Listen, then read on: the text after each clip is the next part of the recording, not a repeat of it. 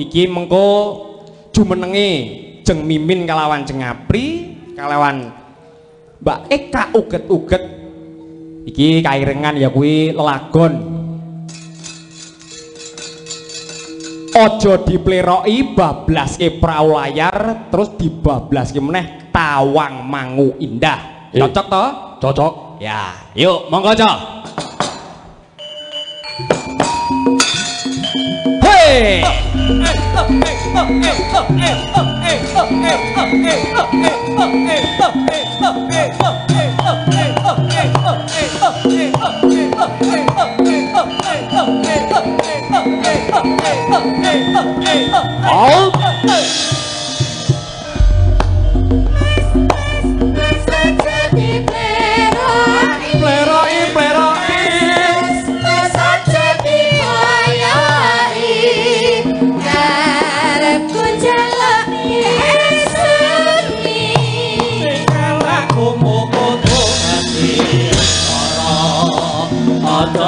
Tinggal kabeh paden ati murah oke kari jaman moyo sing eling eling apa-apa iku budaya pancene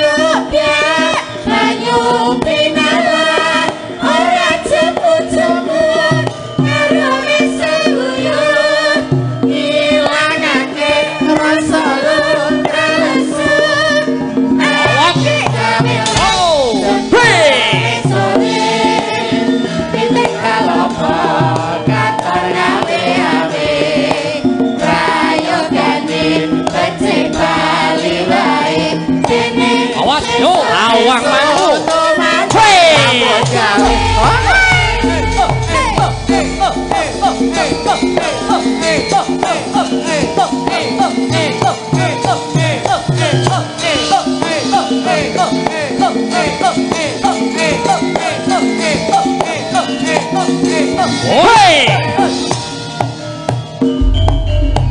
Tawang Mangu dane Gunung Lawu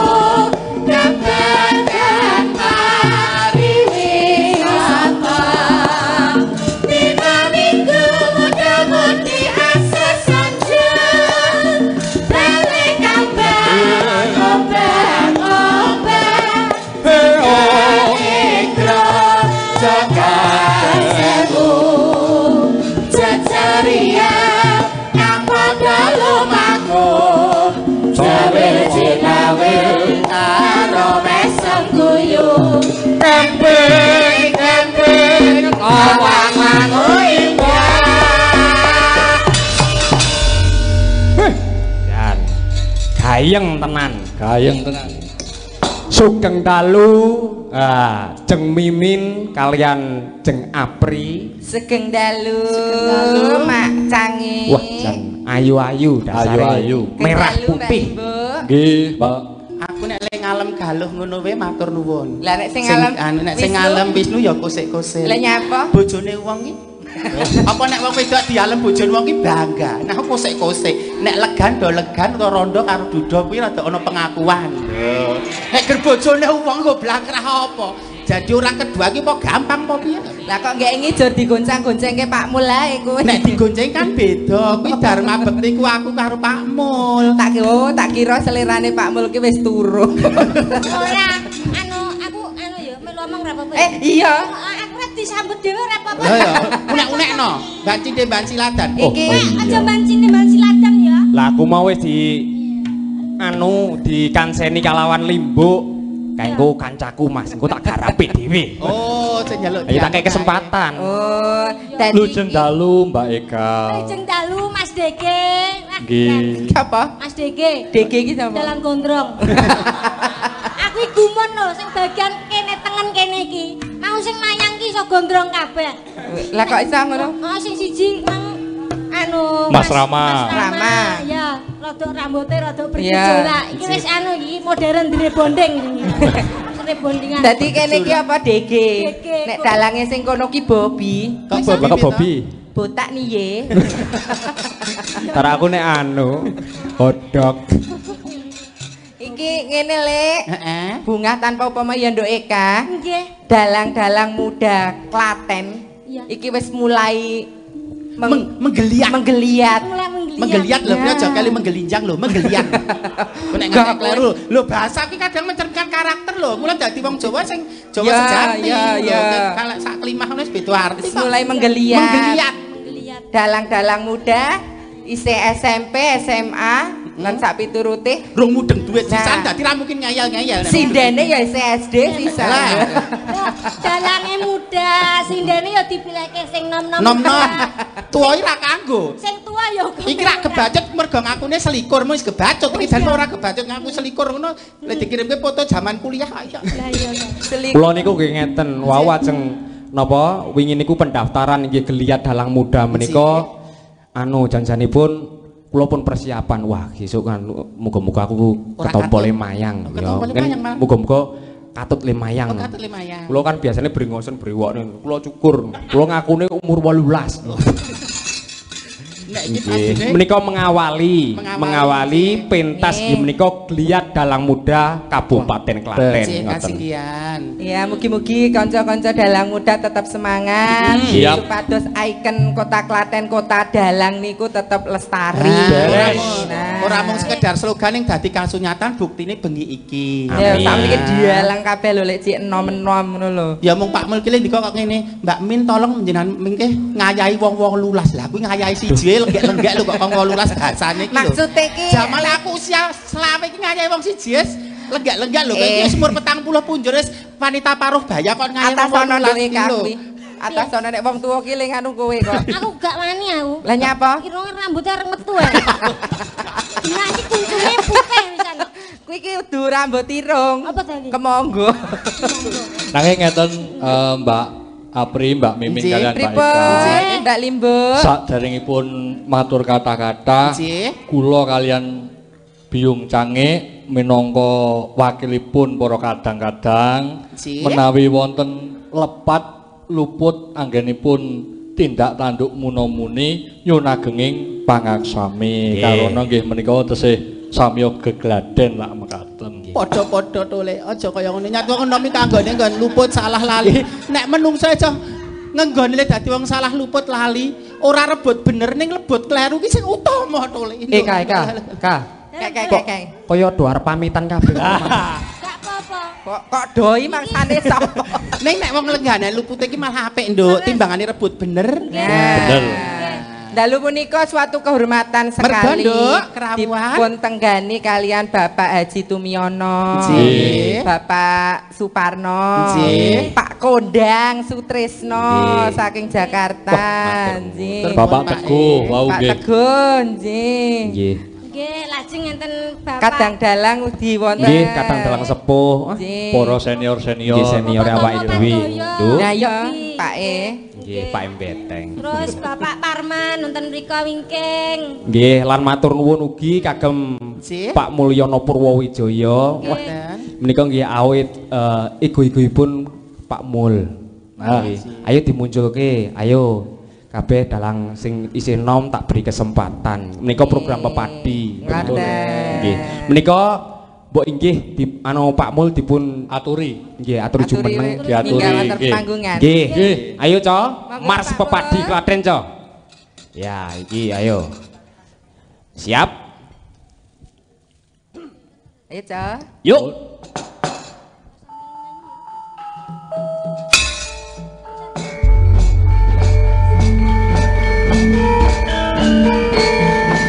Lila la lele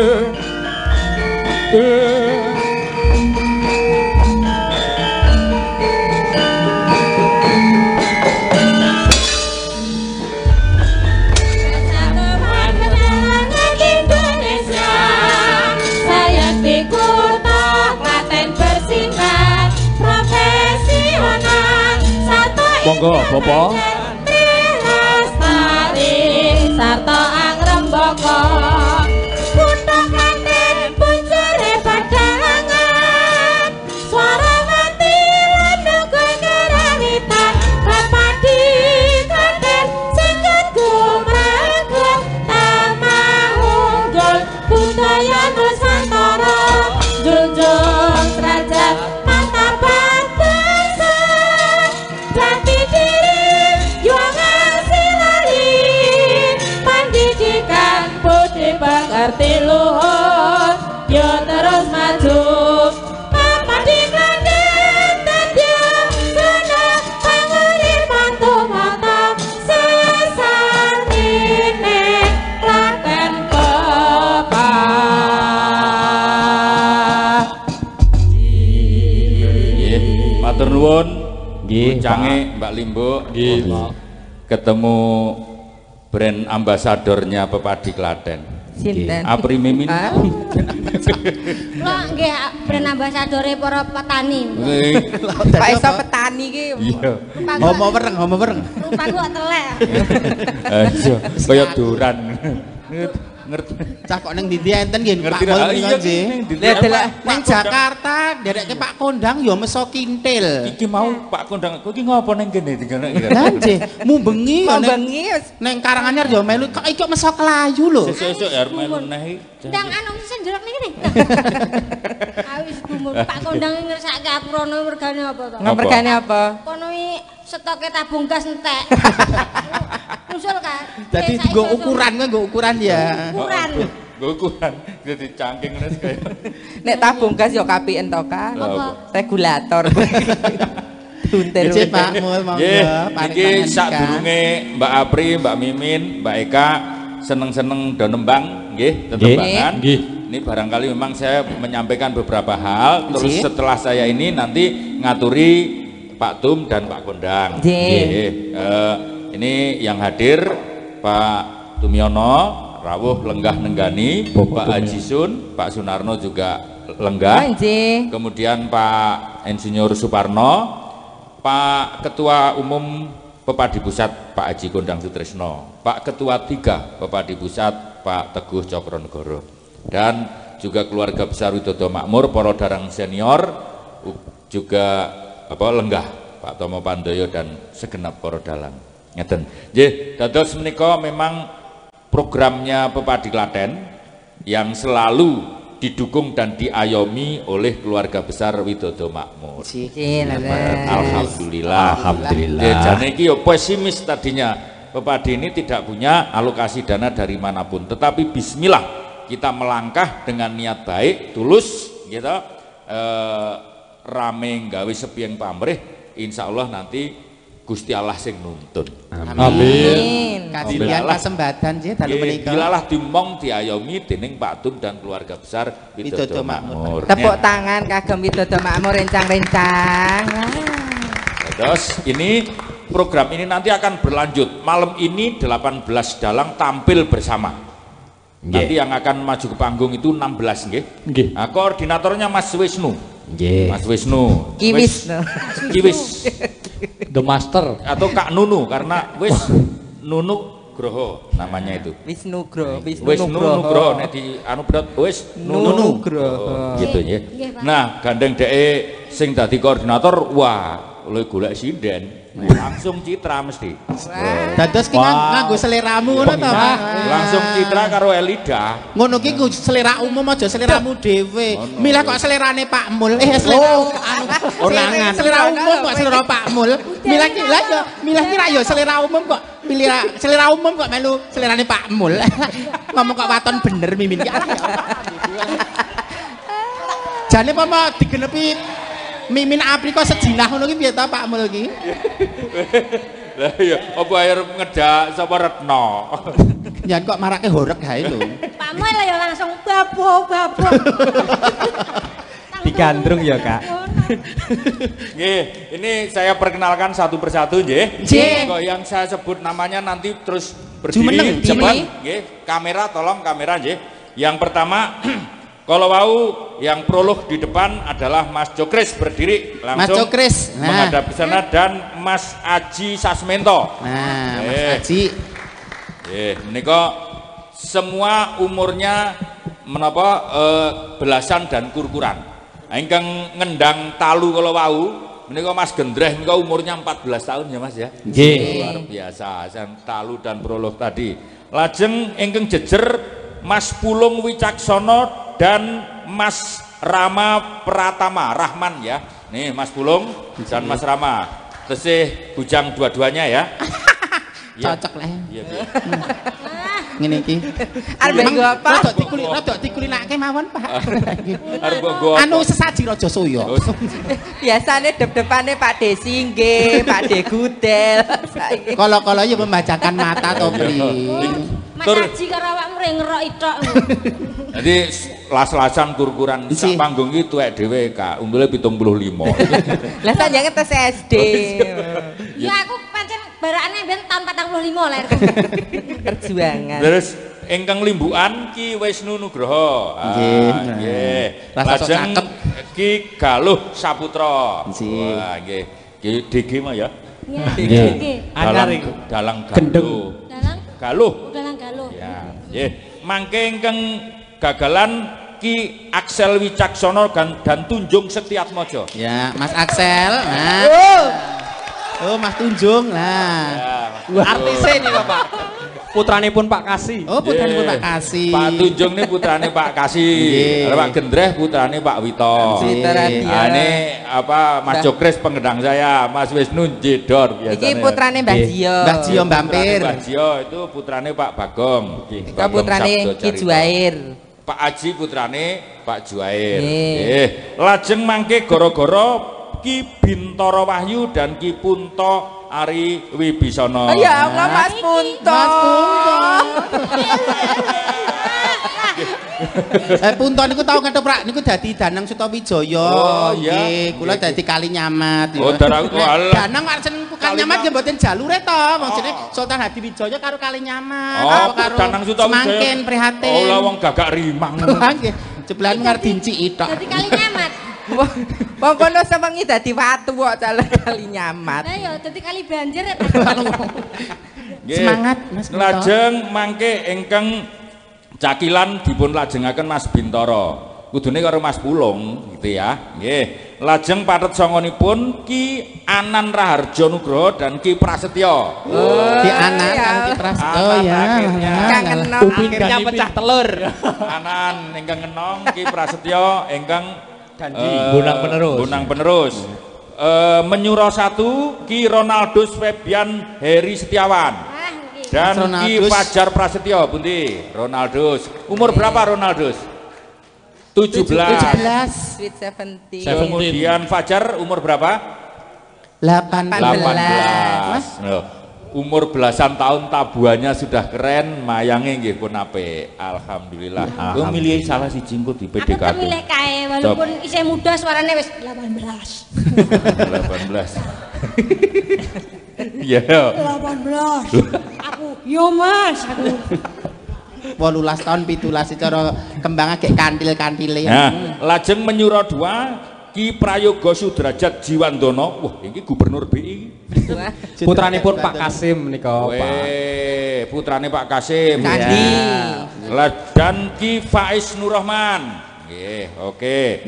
Menyuro 3 Ki Gendreh Kemasan Ki Rohmat Agung Nugroho. Dalang termuda menika Mas. Gendreh umur 14 tahun, Rohmat umur 15.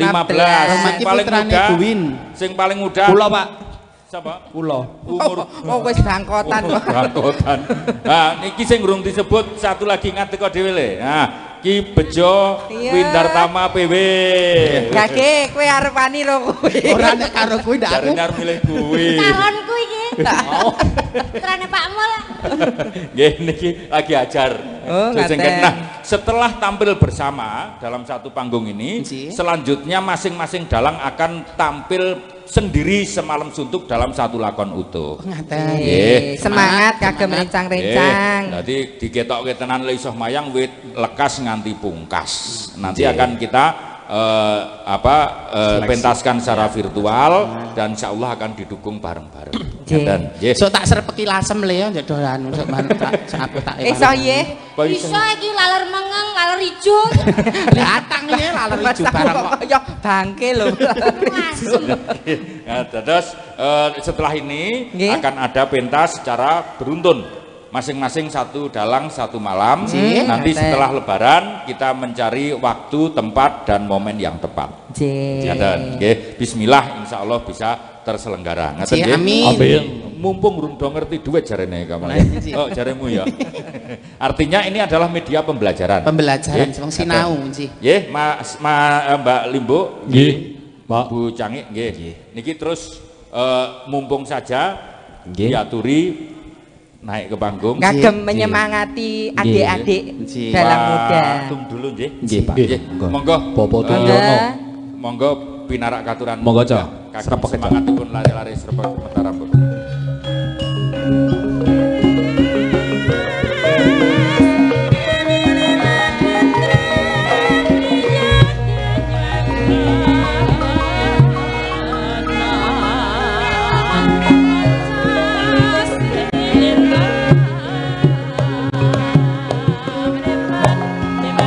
Oh, sisan kali Mas Gondang.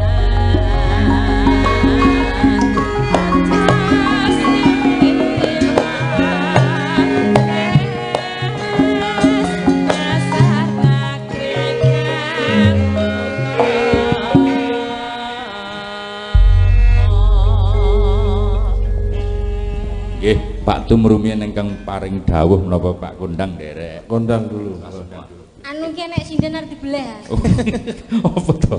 Oh, sinden diubel kabel. Ya dikene, cara Pak Gondang ini jarane njur rebab. Ngene iki mesti ora negake wau Kang pindak-pindak Pak Tum. Pak Gondang meso. Ya lha ngopo? Derekne aku kan negake wong dedek ning kene. Yo, dedek. Bededek nyawa kowe iki ora. Monggo Pak Wis ora usah ngomong ya. Nggih. Matur nuwun Mas Mul. Niki memang kewajiban jenengan ngemong lare-lare niki dadi mboten dalang nggih. Kuncine teng jenengan niki Mas. Itu ngemong tok. Ning tetep dadi orane ya termasuk kewajibannya konco-konco dewi. Nah tadi sudah diberikan kesempatan bahwa ini adalah pentas pertama, nanti akan dipentaskan satu persatu. Nah, misal gawe Mas, saya ngunduh tak gawe ning Jakarta. Ayo. Luar biasa. Ayem toh. Piknik neng Jakarta mayang. Iki walaupun dalange Klaten Sragen kula tetep Sidol daftar iki. Partisipasi. Kuwi ora kewajibanku. Sinden muda nggih. Sinden muda. Kok lek daftar kan dibledoske ya kan. Lah iku tergantung kanca-kanca ngejak apa ora ngerti. Kanca-kanca dalang gelem nampa kowe apa ora ngono iki. Ojak ya. Ya. Kae lho koordinatore. Nggih, kesempatan ini manfaatkan yang sebaik mungkin. Nggih, Pak. Ini adalah kesempatan yang terbaik. Bisa pentas di Joglo ini bukan sembarangan. Sing nonton memang tidak banyak. Tapi 4 orang yang ada di depan itu, ini dikatakan juri-jurinya udah luar biasa. Artinya tampillah dengan baik. Memang kudu ngemong rasa, kiwa tengen, memang pentas di dalam 2 pageliran ini bukan hal yang mudah. Penak mayang ijen. Tetapi memang itu adalah kebersamaan. Ya saya berharap ya semua bisa menjadi guyup, rukun, dan ini adalah generasi menurut saya adalah yang ketiga, lapis ketiga. Nanti ada pasti umur di bawah 10, lapis keempat. Ini adalah memang calon. Saya tahu bapaknya siapa, semua ini udah dalang kabeh Mas gitu. Itu memang ini adalah memang anak-anak putra dalang kabeh, pasti semua hebat-hebat.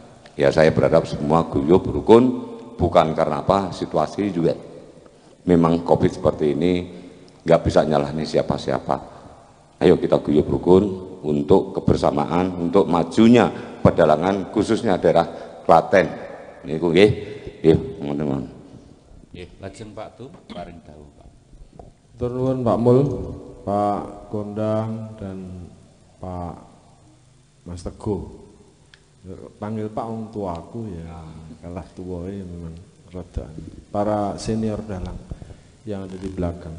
Pak Kondang, saya kalau berdiri malam ini ingat 2 tahun yang lalu yang mayang itu dalang senior semua pada suka. Jadi dari dalamnya Pak Kondang terus pindah ke sini pas malam puasa juga.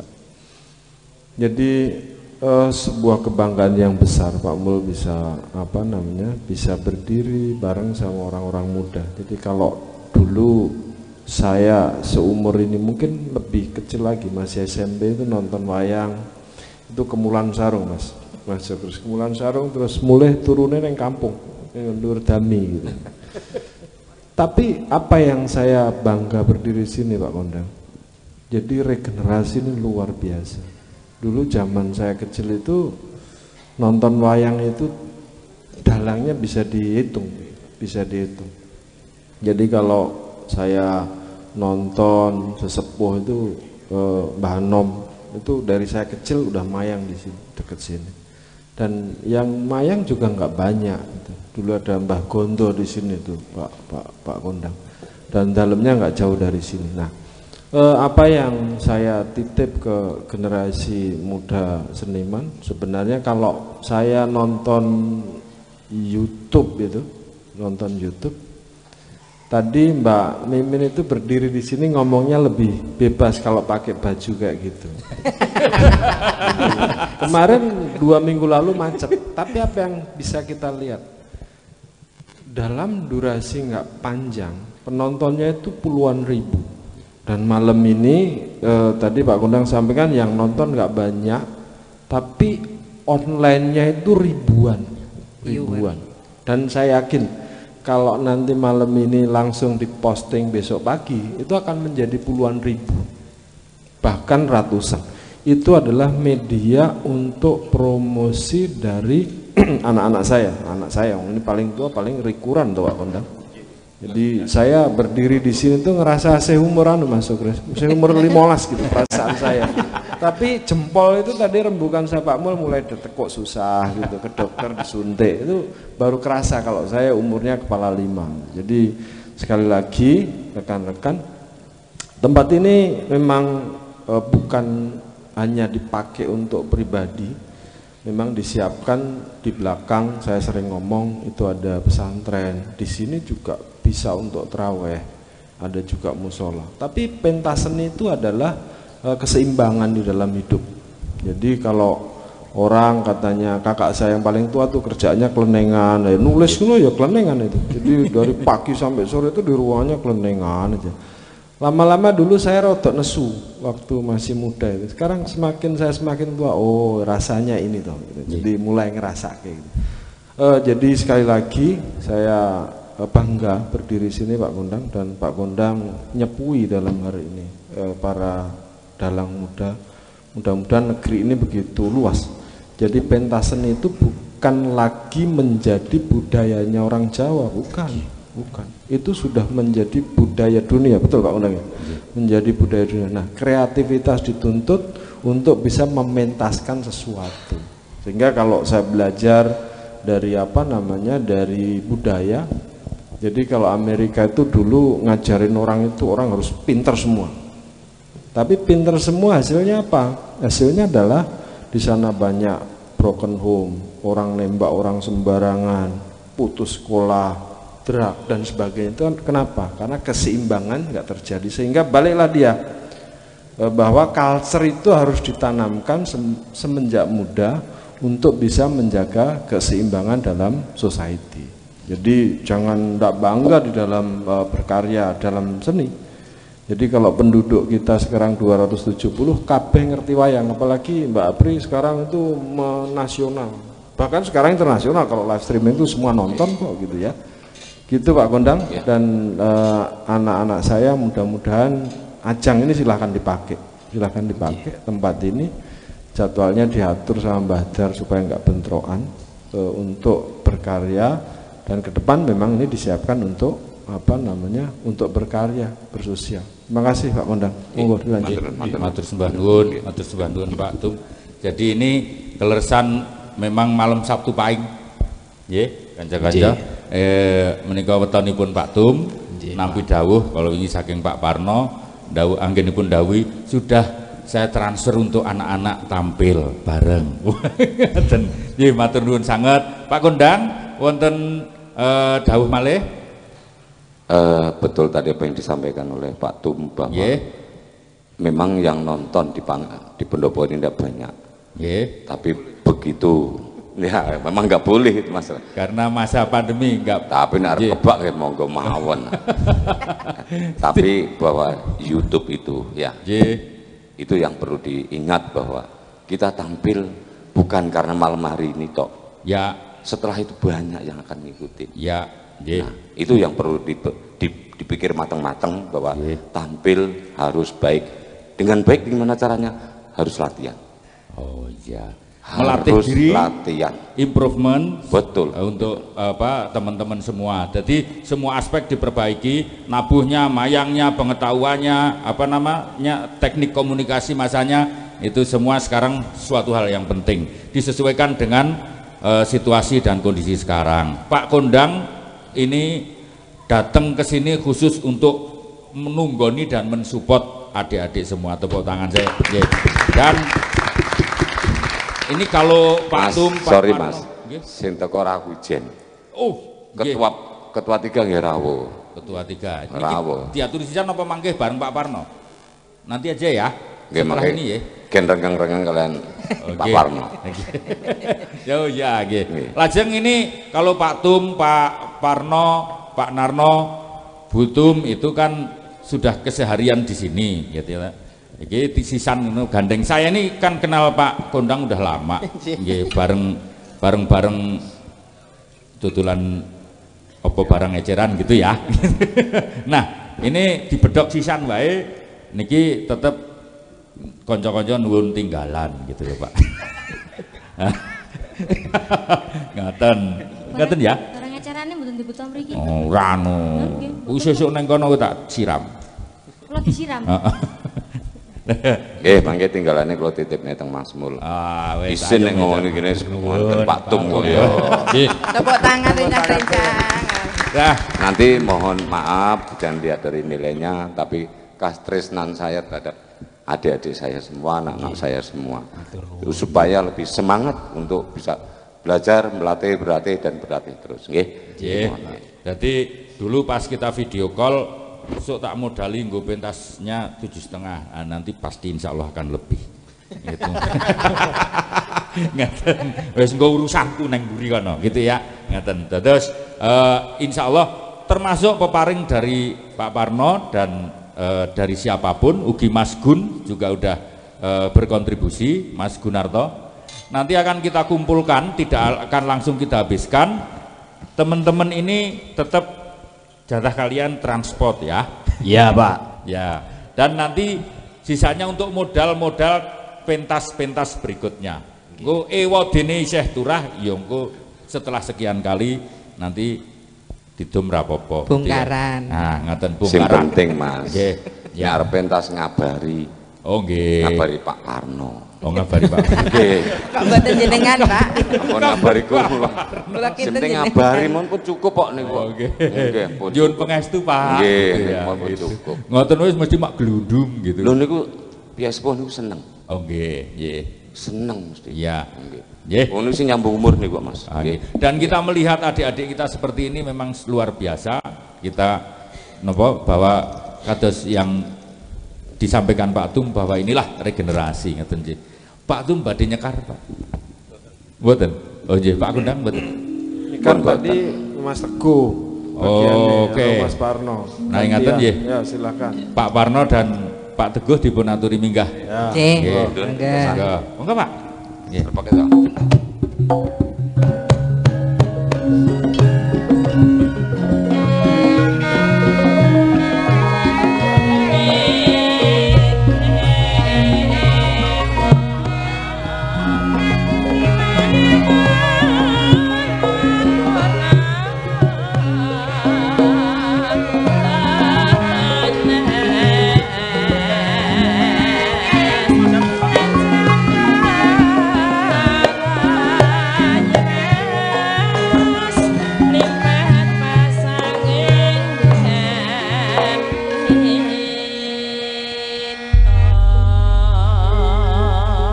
Sugeng dalu Mbah Parno. Sugeng dalu Mbak Apri. Pak Teguh sugeng dalu. Sugeng dalu Mbak Apri. Renyah ya, Pri. Mbak Apri, Mbak Mimin kembar. Kula ingkang Mimin. Juga sama beliau kembar, Mbak. Oh, kembar. Iya, beda tipis.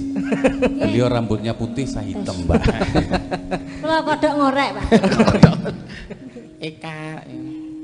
Nggih, Mbak Bu. Nggih. Bakange dipun dawuhi menapa menika? Kapure paring berkah kagem rencang-rencang dalang muda ngoten. Putra-putra panjenengan menika Mbah Parno. Saperangan wayah mbok milih. Napa kula pun sepuh ngono. Nggih, rayi-rayi panjenengan ngaten kemawon. Men kita undha usuk ngoten nggih. Nggih sami ndonganipun mugi-mugi sedaya saged lancar ngoten mawon. Amin. Amin. Nek kula napa niku berkahi ndak ketuan. Nggih, pangestunipun mawon. Padha mawon niku. Semangatipun. Nggih, monggo badhe bawa menapa kalian Pak Teguh menika. Kula pasrahke Pak Diparno. Mboten pasrah-pasrahan wong piyai kalih kok ya rembakan yang prayoginipun pripun ngaten kok ya apa kok pasrah. Penak ae nek wong wedok pasrah ya ora mul ya. Kowe bengi iki galak men to kowe iki. Lah wis wae jumeneng kok pasrah. Kok arep tinggal gelanggang colong pelayu lho menika kok. Ya, kak kowe rene nduk ora iso merantasi kowe iki. Alah modus. Engko prayo semenit wis kerok, Pak. Monggo Pak Diparno. Monggo Mbah Parno. Napa? Nderek panjenengan. Nek mujiwati awalane pripun nika? Pelok barang ngujiwat. Ngujiwat, terus mis-mas Oh, kok. iya, iya. Nggih. Oh iya inget. Lah jenenge nak oktapku ki geduren kok ya. Tek kok kucing ya. Mungkin lali dilengke nggih. Terus serigala, Bang. Yun mengestu nggih Mbak. Ampun to, Pak. Duh Mas Mos tikaning wang. Tepuk tangan untuk Bapak Suparno. Walah. Suwantenipun arum nggih. Jeng. Monggo. Kosik to. Kang jiwat mawe rasa beng hati.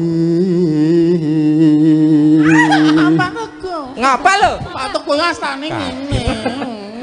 Sesuk melu Jakarta ya nduk. Suwe-suwe Pak Teguh gila lho, Lek. Sesuk tak kanthi ning Jakarta ya nduk Mimin. Oh nggih. Dek, kowe emang kenapa nih? Kesenggol sithik, sensitif kan. kan. Lucu ngene wis lho sithik girap-girap. Monggo Pak Teguh, Mbah Parno. Tetulunga raga nang sun kang kataman as mara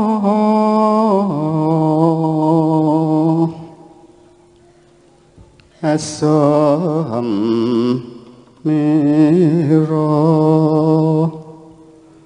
nyernak kelung krahlan lesu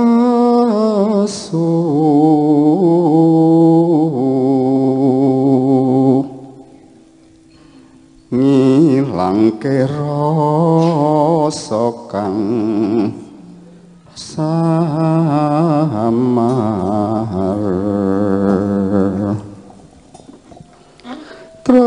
tresnaku sun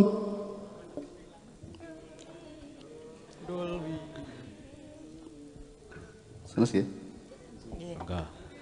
tresnaku sun dolwi yati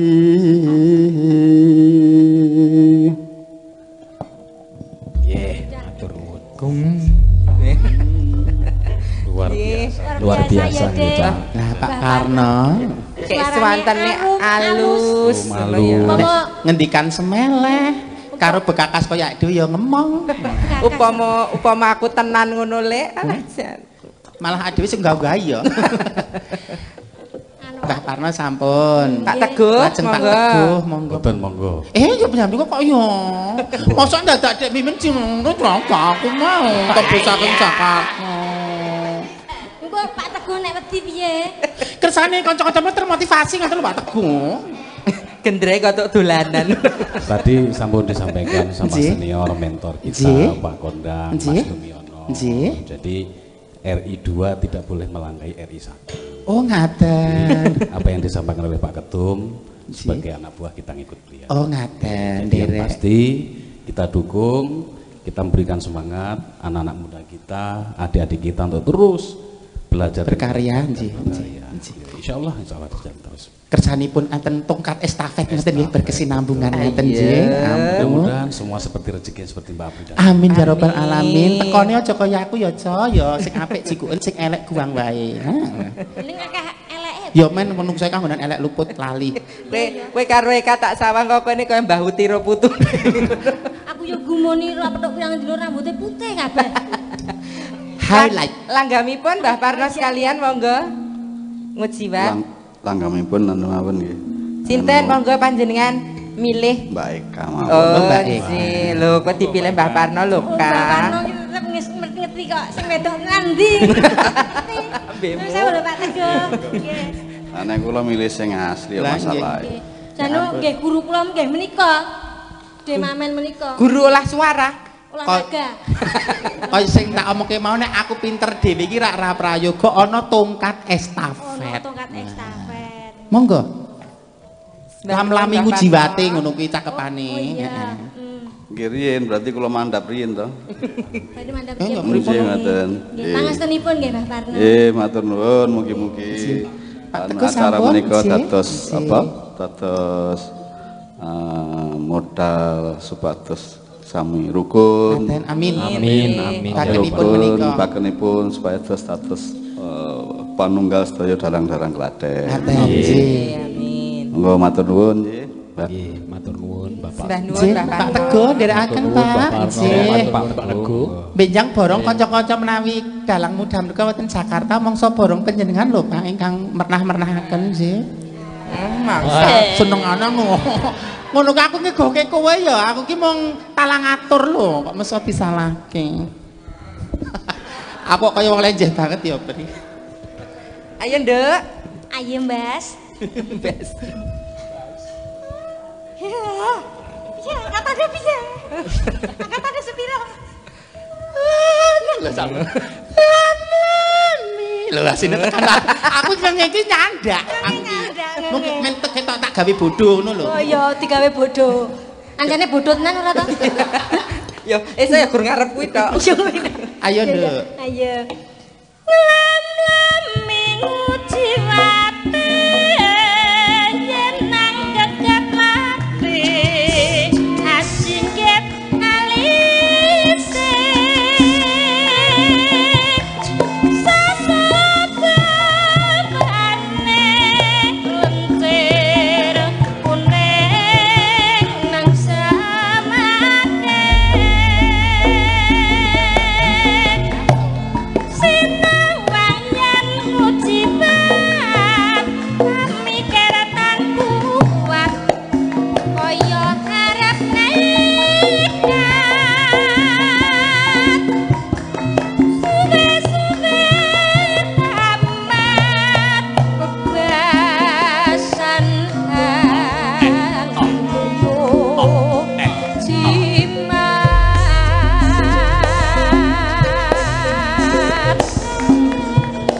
ing ngalih bengi pangrasaku kaya wis sumanding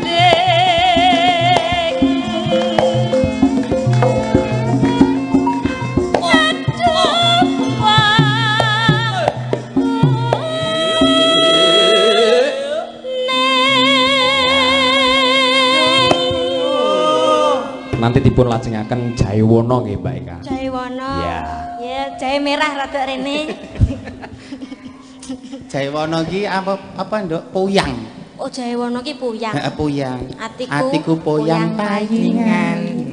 Wong tuwa ki ya mesti Mosok tak atik gathuk kok. Kasepuan kok nyepelekke gentur tapane gede prihatine kok. Ardo lanyu-lanyu. Tuwa Nyepelekke. Tuwa kae nek ana berkah wong tuwa cah nom dadi apa? Nyepelekke. Jo ngiwak-iwakke kowe. Iya. Kanthi wong Regenerasi dagelan banci ngono. Iya. Apa ya arep dibudidayakan wis. Ora kuwine ning maksude ana kreativitas. enek. Ya Gendera ra pareng nakal lho, Le. sesuk dibudidayakan. Piye? Mas Anang didandani gelungan. Ya aja. Ngono ki ya kudu ana roe. Ora nek ora pawakan ya ora iso. Nek iki sing nganggo gelungan iki wis siap ta. Mas Sukris. Gendra. Kowe calon anakku lho, Le, Ndra. Kowe ki arep ngayunke sapa? Radio. Pak Wito Radio Empu Gending Kabupaten Klaten. Pak Wito Radio bar Bu Dewi marhening se sinden. Aku iso geblak arep aku. Selerane iso rubah kaya Pak Mulak. Ayo bacetke. Gagu. Mbok mesake kala menjinge, Le. Pak, matur nuwun Pak, wingi ten Jakarta nderek Pak Kondang. Pak Kondang senajan aku ning balik layar ya cementel dari Mas Picis Rajabrono. Nah, aku nang iki lho, dadi selama ini Mimin Apri mesti dijaluk ning ngarep. Ora, nyatane wingi aku ning balik layar. Nyepake ngombe kowe, gawani dingklekmu. Gawake sego. Gawake sego kon laden buka sapa-sapa. Lho. Nek wong aja kudu dadi kok ngarep terus. Ada kalanya dhewe dadi nang mburi. Kadang pengen jaluk ning ngarep, ora di kok ngarep goah. Model apa kuwi? Kalunge iki jarene Mas apa jenenge Barlean Inten. Inten ya. berlian. Tapi engko nek wis rampung medhok panggung ki gulune biru kabeh. Iya. Lah wong lagi dingene lho nek pek. Ya jenengan ndek wingi wis nyepake ngombe wedang. Kene ndek iki ya kandangmu sak resiki tak cepake wedang. Kok kandang? Anu, maksude griya panjenengan ta. Kewan ya Maksude iki omahmu ki ra blantik wedhus to. Oh iya. Mau blantik wedhus ya. Heeh. Sesuk soane ning Jakarta ya, Nduk. Asik. Cicil ayam kena kebadan. Apa tidak? Malu. Jane ora katut, men rapong kok diedit-edit pas bagianku ra apa penting aku melu aku. Oh iya. Sing katut jane Apri tok, sing kewes ngono ning aku tetep melu. Heeh lah. Engko sing nyepake jahe-jahe sapa ngono ya? Ayo nak. Mangga.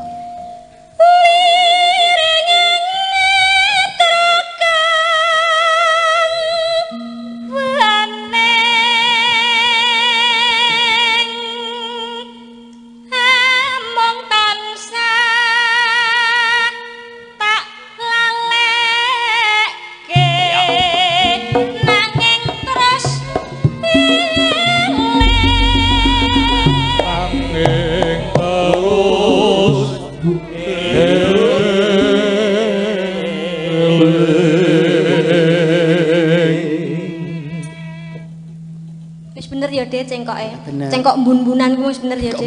Metit. Dadi ora dhuwur ning ora cempreng. Metiti piye to Nyi Sukimin? Mbok tak ngrungokke sedhela wae. Sapa Nyi, mbok Nyi sapa? Nyi Sintang, Nyi Sukimin. Lah sapa jenenge ya kuwi ya age sithik ae. Sepira Mas didingane Mas?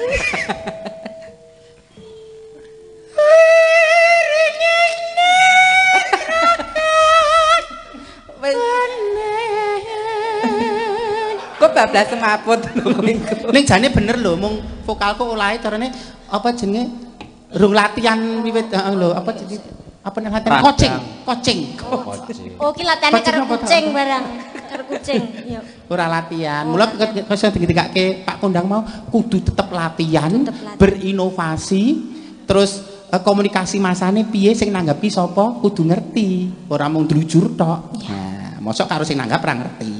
Ora diaturke panuwun. Nah, ujube apa kudu ngerti. Dadi tetep latihan dan latihan. Iki wong tuwa ngandani kok le kok ngono lho. Yo wis bener ta melatih ya budget kena. Mangga, Pak. Wekasan pepuntonku. Wekasan pepuntonku.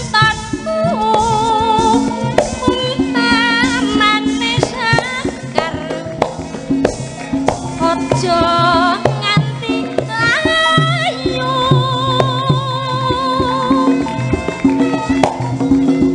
Kanggo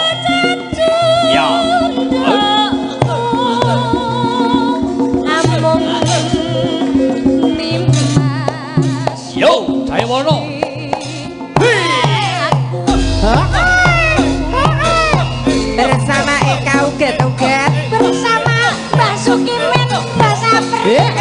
Goyang.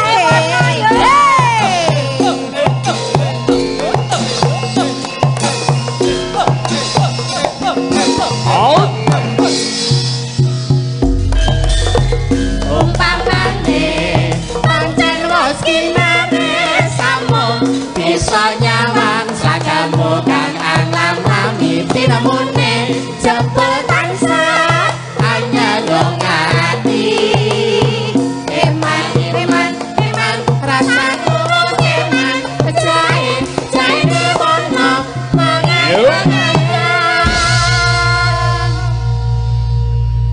Yuk. Monggo. Cimana payang-payang rasaku Cimono kaya kumeyang rasaku jahe Satu kali lagi mas. Sambet ke balungan itu.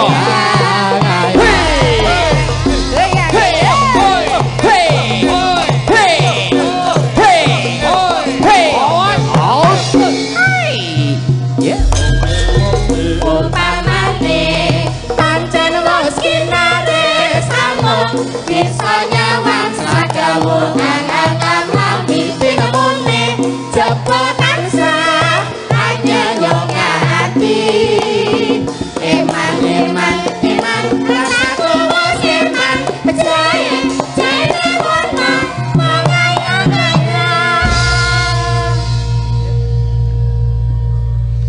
Cimono payang-payang rasaku. Cimono kaya kumeyang rasaku jahe Dulu pak. wono tansah ngayang-ngayang.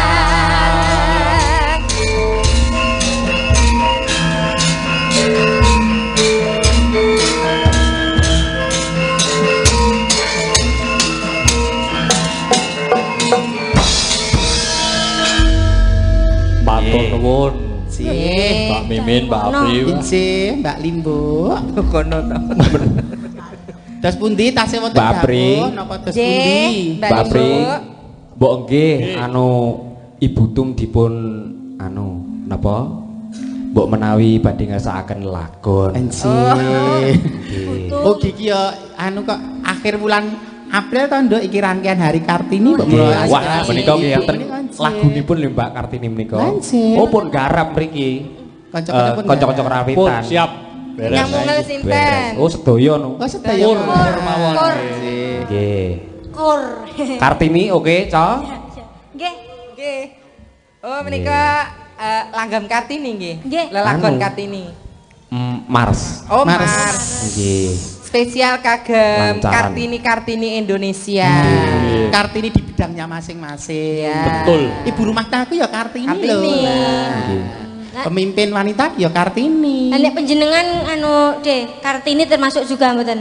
Mewakili tokoh Kartini. Oh, mewakili. Mewakili Nduk. Nggih. Kartonyono. Coba sing ngomong Kartonyono. Ya puwedot ngene Kartonyono. Injih monggo. Katurat jumeneng apa lenggah kemawon? Lenggah. Jumeneng napa lenggah? Prayoginipun kalih jumeneng mboten. Monggo jumeneng, monggo sedaya Kalau jumeneng. pitepangan Kang Jumeneng monggo monggo Mbak Elida Suryandari monggo Wong Ayu. Nah. Mbak Elida, Nduk Citra. Nah. Mbak Sinta. Mbak Sinta Dik ingkang Sinta. selikur tahun menikah monggo Jumeneng. Sinta. 21 tahun bobote kok murih. Monggo Monggo Jumeneng. Mbak Sinta. Ijek isin-isin monggo Jumeneng lah nek sing kira do isinan kok ling adek tak kanthi Nduk kok ayo. Mereka lebih bobot lho, Jeng. Oh gerbini. Selikur tahun kok pun isi to Mbak. Reden kok Mbak. Mbak Sinta. Walah Citra kiki to kremenane walah. dalange sing nyekel cangik ki Oh ya. alah. Piye Mbak Sapri? Oh, Aku wis rada mirip, Bro. Putih. Klambine. Lambine. Nah, Nduk nyanyi dangdut ya dilanjutke ning ya aja ninggalke Le Sinden ya Nduk. Iki sapa ta lek sandekku ki lek? Nek menika Elida Suryandari, aku wedi kok ngarep-ngenalke Primbo sapa kuwi sapa ora ngerti. Lah kok wedi iki kenapa to, Mbak? Ayo mbuh kalah set. Bakule tiwul. Anjir. Monggo. Monggo. Ya, Cak. Kartini. Yo, monggo, Cok.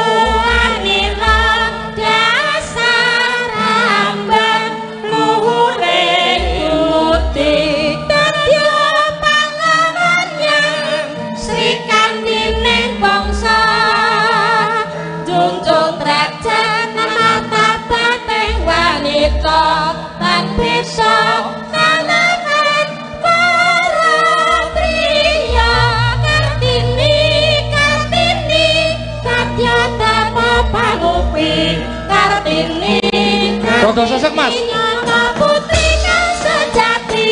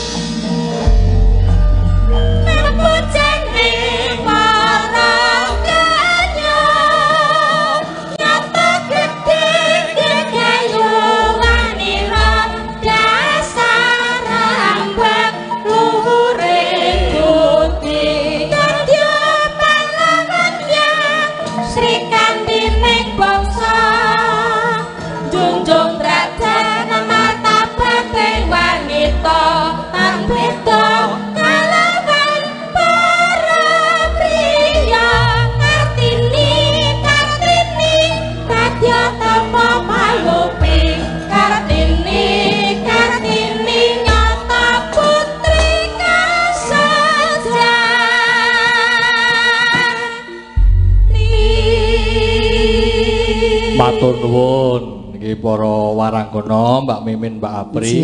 Nggih wau katur butum kalian nika kan tesih wonten ing wulan April. Mangete dinten Kartini. Pahlawan emansipasi wanita. Nah, penyetaraan gender nggih. Jernyatanipun jaman sakmenika ingkang asta pusaraning nagara menika nggih Bayi Putri riyen nate. Nggih niki terus Bupati Klaten ugi. Nggih, Ibu Aja Sri Mulyani. Nah, Ibu Aja Sri Mulyani nggih Piyai Putri. Nggih. Mbok menawi Mbak Apri menika Ibu Tum badhe ngersakaken lelagon. Oh, ngaten. Nggih, monggo. Mboten ngira-ngira wis hormat Ibu Tumiono badhe ngersakaken tetembangan lelagon menapa Ibu Warsini. Ibu Warsini monggo. Iki apike sing cah cilik iki kon matur ndono kok iki. Oh, ngono. Heeh, si Cebong Tut iki mau. Aku kon ndono. Kowe ndono, Nduk, ayo. Aku kon ndono karo kasino, Bra. Nduk, ndono. Merono. Ayo, Kak. Ayo, Kak. Ndono. Nek alah, Yung. Dikancani ya, Yo. Iya. Ayo. Iki malah kaya wong do kirap terus rono kabeh. Kowe kira pusaka. Tengah kok njur sepi. Lah jang dah. Ayo. Soal matur li apik. Duduk apa berdiri? Ya duduk. Lenggah. Nggih. Oh. Ibu yang maju. Nggih. Kudu ana iringane sik. Kudu enten iringane riyen. Ayo diringi rencang-rencang. Ya diringi. Kudu kepeke to. Baleni. Kok baleni? Oh iya. Yo. Laku dodok saka ndero. Aku dodok kempolku mletros kabeh sesuk. Enggak. Ora salah aku dodok wis ndodok kok. Ayo sopan. Ayo. Lakune sing apik. Alah. Wis iki tenanan lho iki nek iki. Kowe lho yo. Tenang. Ayo Lek, junjung Lek. Lah yo.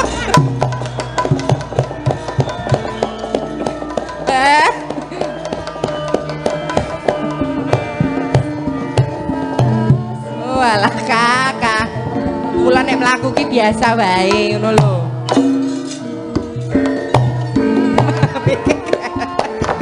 Sialah. Aku gumun. Mula nek mlaku biasa wae. Mlaku nek malah kaya cacak lumpuh ngono. Cucuk lampah. Bu. Dalem. Cara ketoprak. Mature cara ketoprak. Ibu. Ajarana ta Lek sing cara ketoprak ki. Punten dalem 1000 Ibu. Punten dalem 500 mawon. Juk ngapura punten dalem. Nun sewu. Punten dalem 1000. Punten dalem 1000 Ibu. Dene kula kumawantun. Ngantos kepleset wau. Mboten kok ateges kula menika ngopo kuwi sing iki? Sing kewanen lho, Dik. Mboten ateges kula menika keladuk. Mboten ateges kula menika nggo wanduk. Kebacut. Kebacut, Ibu. Piye terus? Terus piye Nero? Nyuwun dawuh, nyadong dawuh Ibu. Nyadong dawuh Ibu. Kepareng ngersakaken tetembangan utawi lelagon menapa Ibu? Badhe ngersakaken lelagon menapa tetembangan? Menapa sih, Bu? Oh, minta pangatak aja. Ya sudah sih, Bu. Aku yo basane iki ya. Basane Ibu ki lho. Buat ini rame-rame. buat rame-rame. Wah, ini buat es teh juga bisa, Bu. Ini Ibu sembah nuwun. Nggih. Matur sembah nuwun Ibu. Matur sembah nuwun Ibu. Sayo bali. Kowe ngerti ra? Ya, dipun. Putu Miono ki ora mbedak-bedake. Nang nggonmu aku dijak kok setengah jam punjul. Dijak apa? Ya pengalaman Rasamu hidupku piye, Lek? ditakokke pripun Mbak Mimin pripun. Dadi beliau ki lek ngemong awake dhewe tenanan lho. Oh, Kadang ora ana sekat ngono lho, Nduk. Nek aku kok liyane le jagongi Mbah Dar enek ya le. Sembah nuwun nggih Bu, pun ngopeni kanca-kanca ngopeni dalam artian ora mung kok nek le maringi redono satak dhewe bendina diparingi. Saben Ning le awake dhewe rumangsa diwongke iki lho Nduk sing Nggih. larangi nggon kuwine Nggih, lho. Sok kowe leres. nek dadi wong mulya, wong sukses, wong pinunjul Nggih. aja daksa karo sak padha padane ngono. Iya, Dek, tetep. Pelengku ya mung ngono kuwi mah. iya, Dek, masyuke besok wis tuwa. Aku tetep nuwakno awakmu, Dek. Ya tetep. Ayo Sembah katoke nuwun, panuwun. sembah nuwun. Sembah nuwun. Matur sembah nuwun sih, Bu. Bapak-bapak ibu-ibu. Nggih. Mongko ibu ki ya sayah lho agak kondur lho iki mah. Lah iya kok. Blendrong. Ayo, blendrong. Sik, sik urung wayahe kok. Urung wayahe. Blendrong. Iya, blendrong. Ayo, blendrong geni. Ayo. Sapa iki? Wis iki. Aku sik yo. Ayo kiprake. Oh, kiprah. Ayo Kiprah. kiprah. Iya.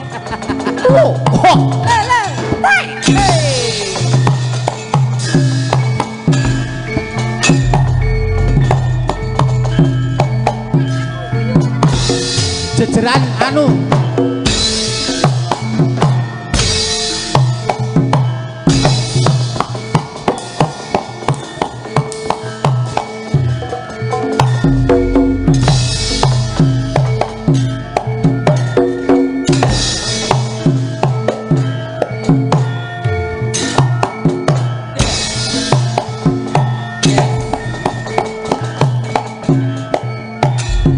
kiprah.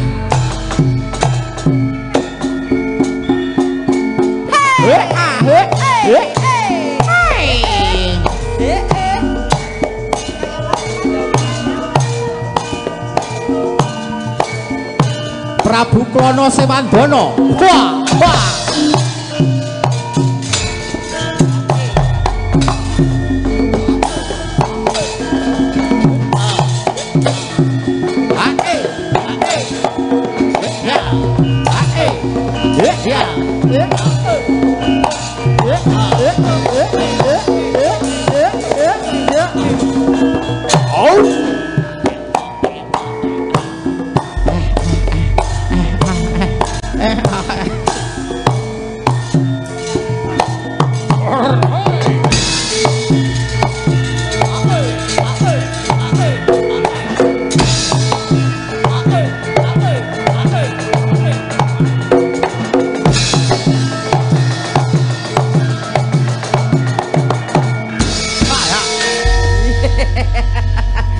Ndak kaya tukang parkir ya lek malah.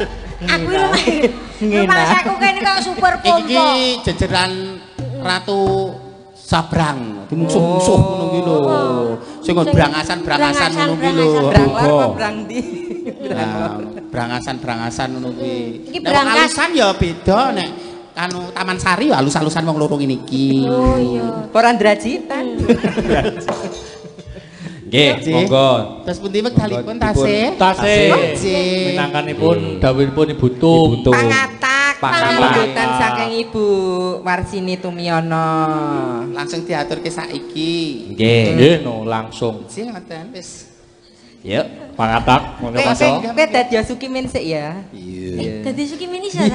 Iso tesen lho, coba. Dobel. Oh iya ya. Wong iki nganu Coba kok. tesen. Halo Mas Sukimin. Halo Mas Sukimin. Halo, Bro. Wah. Ngono kaya Sesuk sak mobil karo aku ya, Nduk. Kowe sesuk ndepel aku ae lho, ndepel kono medeni lho. Lah apa? Lah kan kono lanang. Ya ora apa-apa masalah lanang kok wedok kok ya ben kok sing ngiring padane kowe iki sing lanang nih. Malah metu lenange tenan iki. salaman karo aku tangane ngene. Buyu anu buyuten. Lek Sukimin mari. Mari yo. Amin. Tak amini. Iya. Ayo Le Pangata. Go, Pangata kanca-kanca. Ya.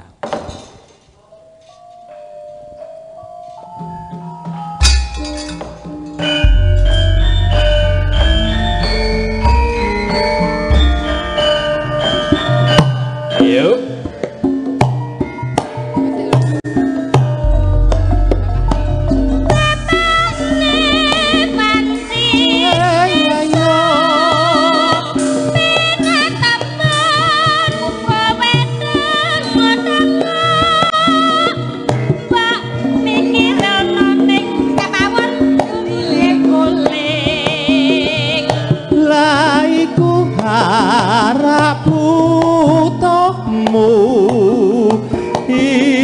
Isan jroning pawon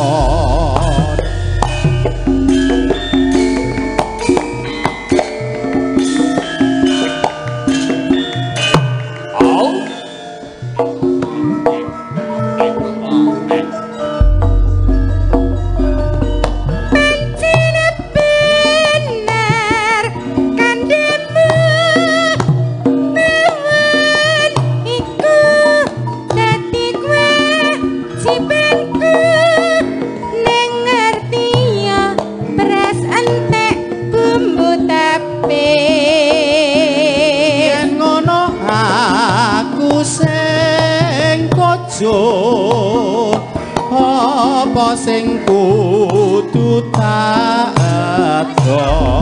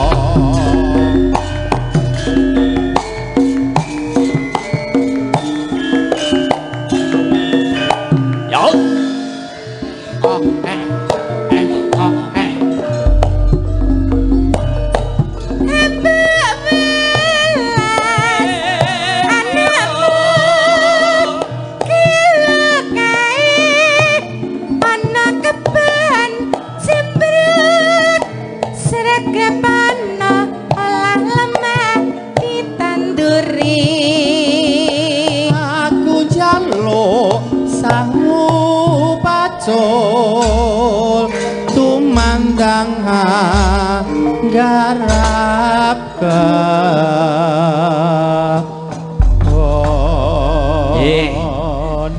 nggih matur nuwun pamundutan saking Ibu Warsini sampun dipinangani menika anu Mbak gandeng wedalipun dipun ponro-ponro nggih menika mengoptimalkan Mbak Citra kalian Mbak Elida ayo penutup dina Minggu wah dina Minggu apa monggo Dek Citra kalian Mbak Elida Suryandari Sera Ki Mbak Elida karo seragenanipun mahasiswi ki cek mahasiswi iya kalian ngeten nggih Biung niki kan pembagianipun mboten ateges beda-bedake sinten sing ten ngajeng sinten sing ten wingking menika merata nggih to lah merata ndak dados kemiron mboten santai sok kabeh ya wektune semua besok bakal pentas satu malam suntuk bakal mayang sewengi kabeh nggih yo monggo lali janjine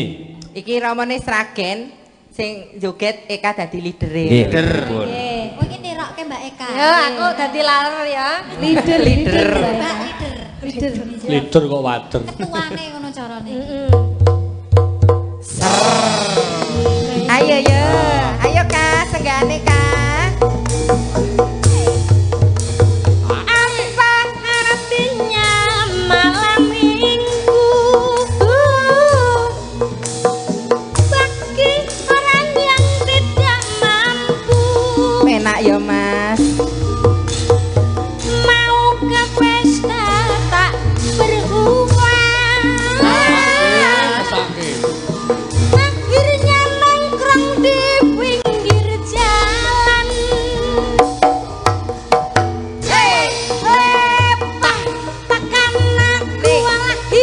mentah tak gawa ning kulon omah lalapane brambang ya.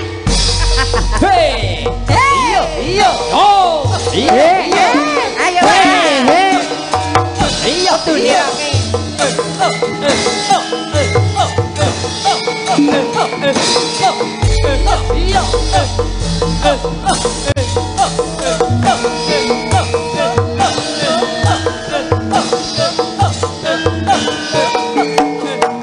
Nyokek Mas. Enak tenang. Masuk. Hei.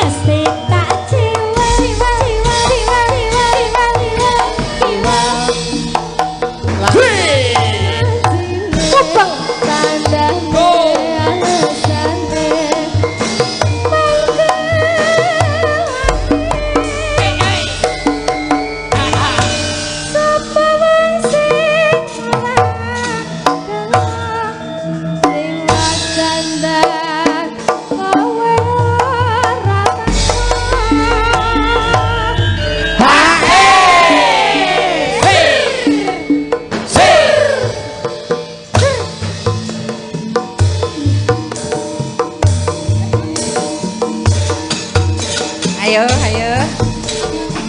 Wes, hop, hop. Wes, Ya Allah, aku ditiroke angel ireng umum. Aku malah ngene, aku dadi anu kelingan ngendikane Bapak Tum mau. Piye? Kudu didasari dengan kalter mau lho. Budaya, culture. Kalter. Kalter dadi. Aku mbiyen yo kulinane didelokne kethek ogleng. Dadi aku saiki melu-melu. Ora apa-apa ki menginspirasi dari Menginspirasi. manapun ya. Ya, Jan-jane kowe nang endi? Laketmu sajak nyubriyani. Atiku sujud satu kali lagi. Oh.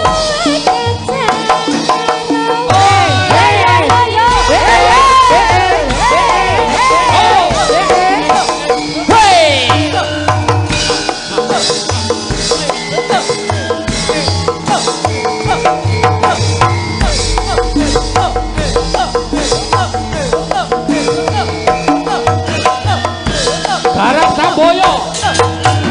Jadil desa. Samboyo yo. Hei.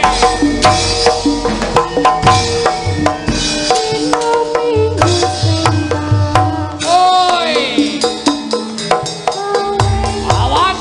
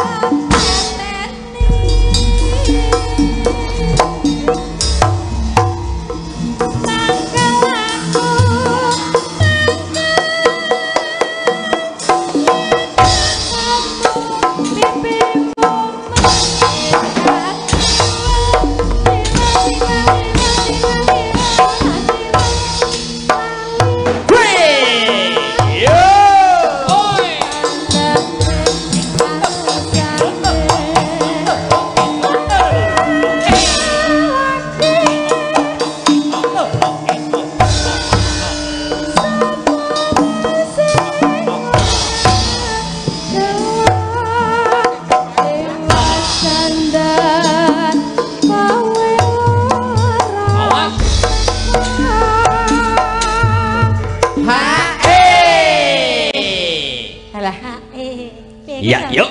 Yuk. Yuk. Janjane